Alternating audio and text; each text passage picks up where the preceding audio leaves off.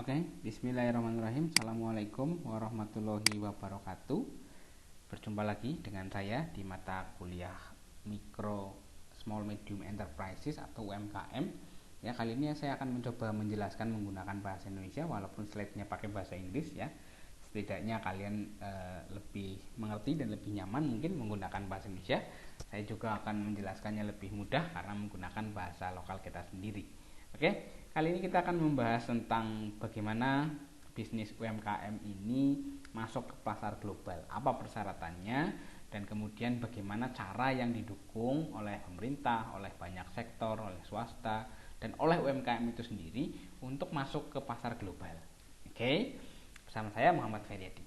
Pertama, kita lihat dulu ada sebuah berita ya, tahun 2019, ini berita yang cukup lama, bahwa dulu ada istilah namanya tol langit. Ada tol langit ya, perdagangan UMKM ke pasar global makin kokoh.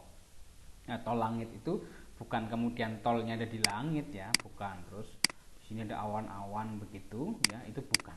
Tol langit ini hanya istilah saja. Istilahnya apa? Tol langit itu adalah penambahan kapasitas internet ya, sehingga kita lebih aksesibel terhadap jaringan internet yang luas atau lebih cepat lah, bahasanya seperti itu. Makanya disebut sebagai tol langit ya. Adanya tol langit ini diharapkan mampu meningkatkan perdagangan UMKM ke pasar global ya, karena orang-orang di global sana bisa mengakses pemasaran yang kita buat di negara kita, harapannya ya.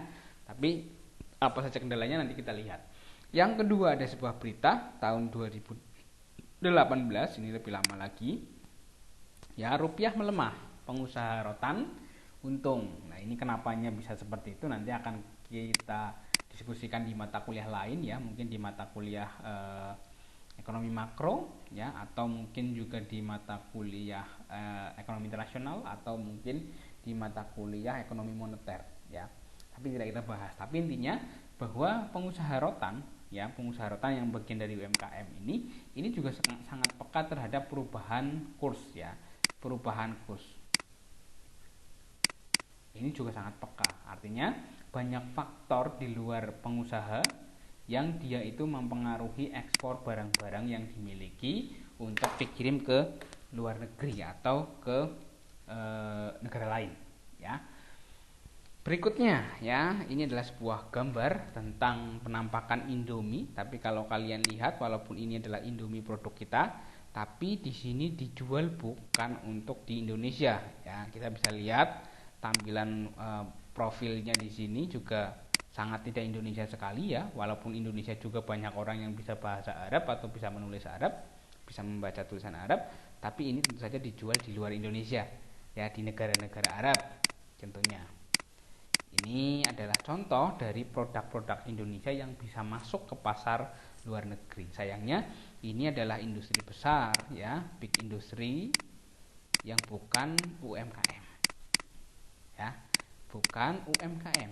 Lalu bagaimana UMKM kita bisa menembus pasar global? Mari kita diskusikan bersama ya. Ada beberapa karakteristik dari bisnis usaha kecil mikro menengah kita yang dia punya tujuan untuk ekspor. Ke 5 faktor ini bisa negatif, bisa juga positif ya. Kenapa bisa negatif dan bisa positif?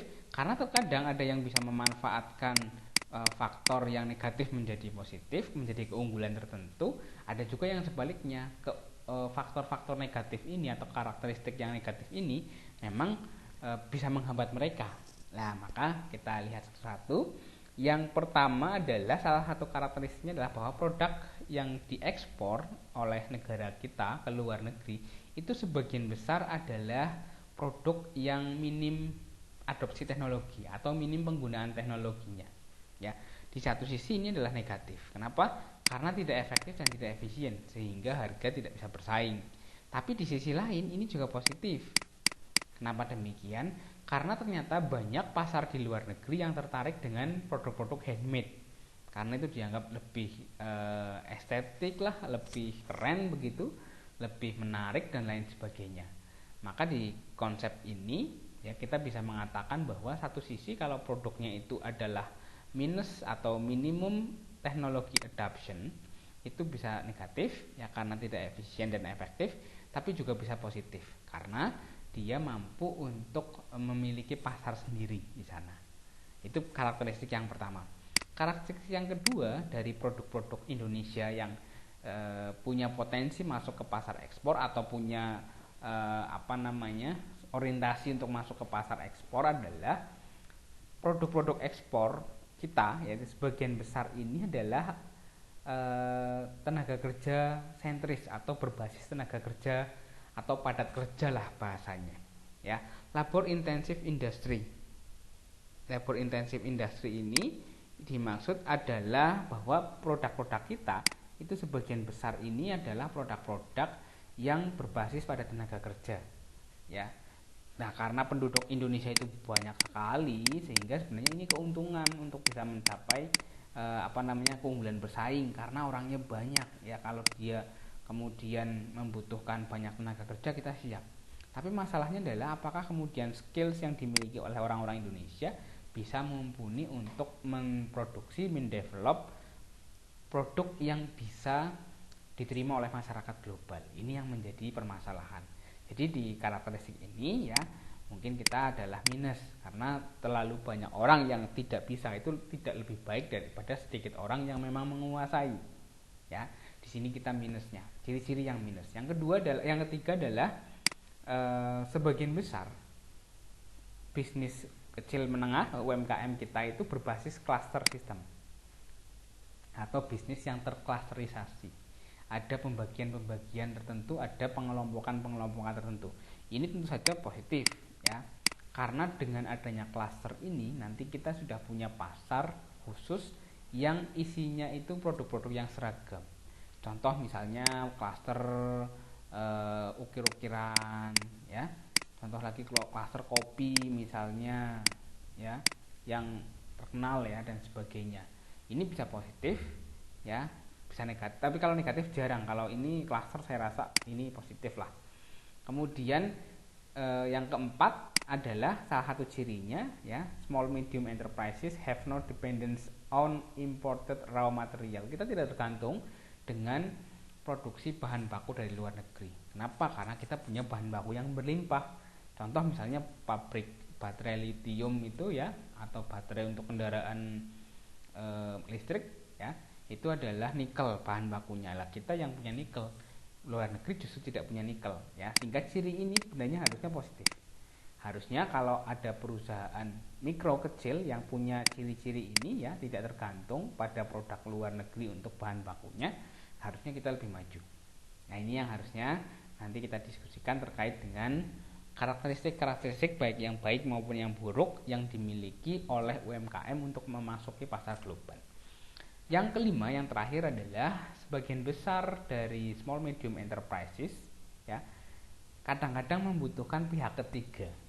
Usually need third party to export the products. Jadi untuk mengekspor produk-produk mereka biasanya kita butuh banyak sekali pihak ketiga ya, pihak ketiga atau orang lain atau bersama-sama borongan dan lain sebagainya. UMKM kita belum mampu untuk melakukan ekspor secara sendiri, belum mampu, sehingga yang harus dilakukan adalah adanya pihak ketiga. Tentu saja ciri-ciri ini ya, ciri yang nomor 5 ini adalah ciri yang negatif karena kita jadi tidak bisa mandiri untuk melakukan suatu kegiatan ekspor. Oke, ini beberapa contohnya ya. For the first, this is simple technology to make a shoes. Misalnya sepatu Wakai ini ya. Kalau kalian mengidentifikasi Wakai ini sepatu impor, ini tidak ya. Wakai ini justru sepatu kita yang diekspor ke luar negeri. Ya, ini minim adopsi teknologi karena dia dibuat secara handmade ya, handmade, dan dia otentik ya, lebih keren, lebih kece begitu ya, dan orang-orang suka yang seperti ini. Dia punya pasar ekspor yang luar biasa karena posisinya dia otentik, lucu, menarik dan sebagainya begitu. Ini sampel teknologi tadi yang bersifat positif ya. Sampel teknologi yang bersifat negatif juga banyak sebenarnya, tapi kita masukkan contoh di sini yang positif saja. Kemudian ini adalah contoh center bisnis ya, atau cluster bisnis. Ini ada coffee cluster ya, bisnis cluster kopi. Jadi bisnis kopi dari mulai awal ya, si petani menanam bijinya ya, kemudian dia menjadi kopi, pohon kopi begitu. Kemudian setelah itu diambil lagi bijinya, setelah bijinya diambil kemudian di roasting, dibakar begitu, di roasting. Setelah dia di roasting kemudian dia dimasukkan ke coffee shop ya, sampai dengan ke konsumen. Ini adalah kelompok cluster dalam bisnis. Semua yang ada di bisnis ini adalah bisnis-bisnis yang berkaitan dengan kopi, maka disebut sebagai cluster kopi. Ya, ada lagi cluster, misalnya cluster produksi knalpot misalnya, atau apa, banyak sekali. Nah, cluster-cluster ini sebenarnya baik untuk ekspor ya, karena dia nanti akan punya pasar yang seragam. Tentu saja, ini juga bagus sebenarnya. Tapi kadang-kadang pengusaha UMKM belum mampu memaksimalkan secara baik apa itu cluster bisnis, cluster kopi dan lain sebagainya.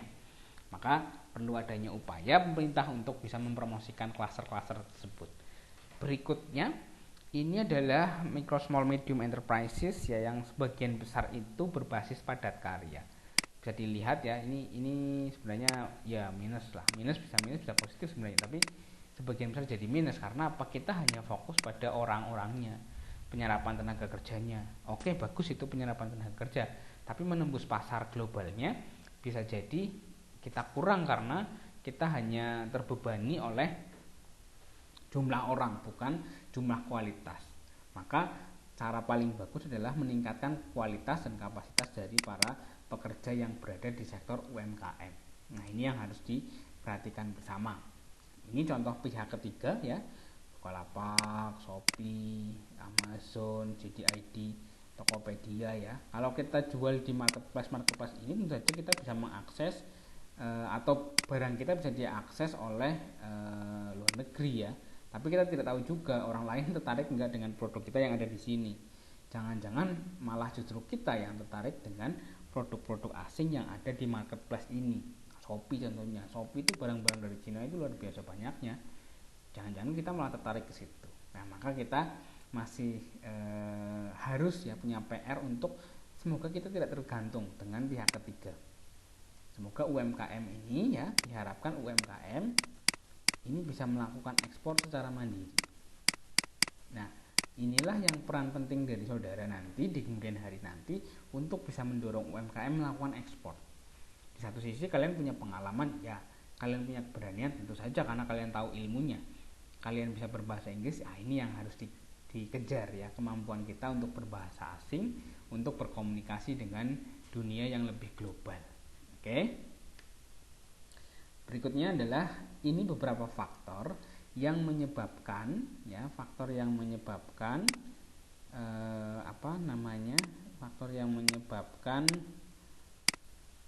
bisnis bisa masuk ke global market.